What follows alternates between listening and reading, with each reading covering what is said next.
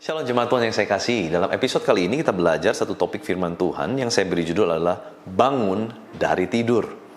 Roma pasal 13 ayat 11. Hal ini harus kamu lakukan karena kamu mengetahui keadaan waktu sekarang, yaitu bahwa saatnya telah tiba bagi kamu untuk bangun dari tidur. Sebab sekarang keselamatan sudah lebih dekat bagi kita daripada waktu kita menjadi percaya. Saudara, tidur adalah keadaan di mana manusia sedang tidak sadar. Dan dikatakan kedatangan Tuhan itu seperti pencuri pada waktu malam. Tetapi buat kita anak-anak terang, harusnya tidak ada kegelapan. Nah, berarti ada orang-orang yang percaya Tuhan, tetapi lagi ke dalam keadaan tidur.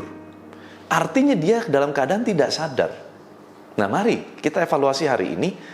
Kita belajar untuk sadar, menjadi awake, sober, terjaga. Yang kita perlu sadari apa? Yang kita perlu sadari adalah apa yang sedang kita kerjakan hari-hari ini. Apakah kita masih menyimpan kesalahan? Apakah kita masih menyimpan dosa orang? Rasa kecewa, iri, dengki. Kita menyimpan. Mungkin kita bilang, oh saya sudah terbuka, saya sudah minta ampun. Tetapi kalau untuk hal ini, jangan ada yang sentuh. Mungkin berarti ruangan di hati kita terang, tetapi ada satu kamar kosong yang kita biarkan gelap. Karena di dalamnya berisikan hal-hal yang tidak baik. Di mana kita nggak izinkan Tuhan membuka. Di mana kita nggak izinkan ada cahaya masuk. Terang tidak masuk. Maka yang ada adalah kegelapan. Maka dikatakan bangun dari tidur. Keselamatan sudah lebih dekat. Saudara, pada zaman Rasul Paulus, Tuhan udah bilang bicara mengenai kedatangan Tuhan itu singkat. Apalagi sekarang. Kita yang sudah hidup di zaman akhir ini lebih singkat lagi, saudara.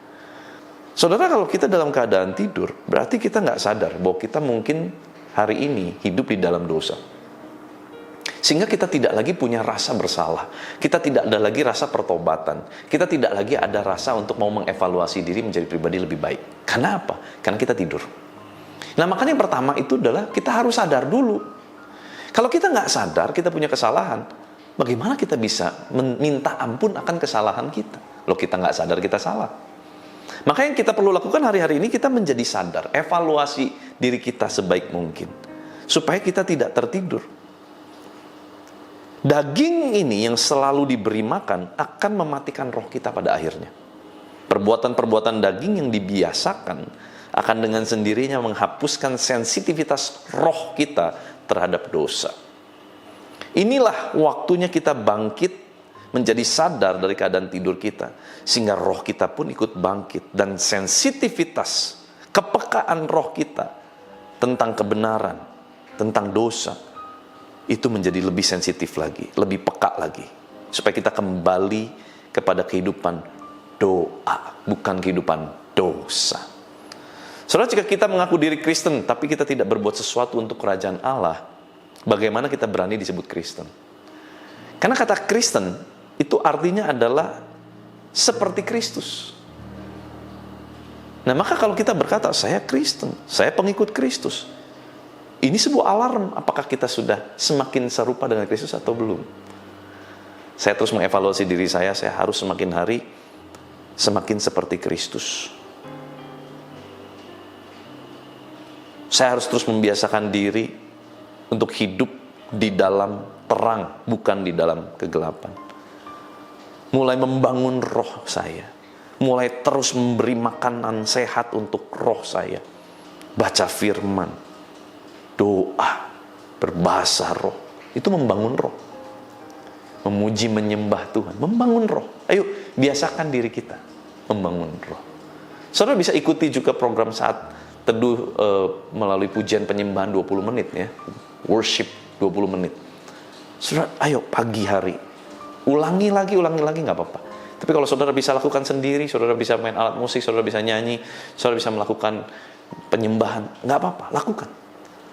Dan waktu kita terus masuk di dalam penyembahan kita, walaupun mungkin lagunya sama, mungkin kita dengan segala keterbatasan, suara terbatas, semua terbatas, tetapi waktu kita mulai merendam diri kita di dalam kehidupan roh, wow, roh kita mulai kuat, kita mulai bisa bangkit. Segala keterpurukan kita bisa atasi. Segala rasa depresi, kecewa, takut kita bisa atasi. Dari mana? Kekuatan roh. Roh Kudus bekerja. Roh Kudus mulai merendam diri kita, menguasai hidup kita. Yuk kita berdoa. Tuhan, terima kasih buat firman-Mu, mengajar, mengingatkan kami, mengembalikan kami untuk kami punya kehidupan di dalam roh, kehidupan yang benar, kehidupan yang menguatkan hidup kami. Tuhan, tolong setiap kami. Tolong kami Tuhan, kami percaya Engkau tidak pernah meninggalkan kami sedetik pun. Engkau yang berikan kami terus kekuatan yang baru untuk kami dapat melalui hari-hari kami. Tuhan, berkati setiap umat-Mu.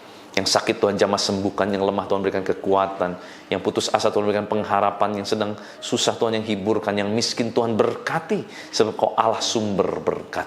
Dan kami percaya Tuhan, segala sesuatu yang baik Tuhan tidak pernah ambil dalam kehidupan kami. Terima kasih Bapa. Berkati seluruh aktivitas umat-Mu sepanjang hari ini. Kuasa kehidupan, kuasa kebangkitan Kristus mengalir, memerintah atas kami dalam nama Tuhan Yesus Kristus. Haleluya. Sama-sama kita katakan amin. Tuhan Yesus memberkati.